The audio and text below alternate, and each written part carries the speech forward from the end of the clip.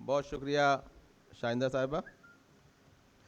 तो अभी मैं जो जिक्र कर रहा था कि जो सर्टिफिकेट हमें देने हैं उन बच्चों के नाम हमारे सामने हैं, जिनमें साजिदा खानम और शहानी खातून, खालिक अहमद, शेख मोहम्मद यासीन और राबिया बसरी। ये 5 लोग हैं जिन्होंने बहुत अच्छा कैलीग्राफी में काम किया है, बहुत अच्छा इन्होंने इनका वर्क रहा है।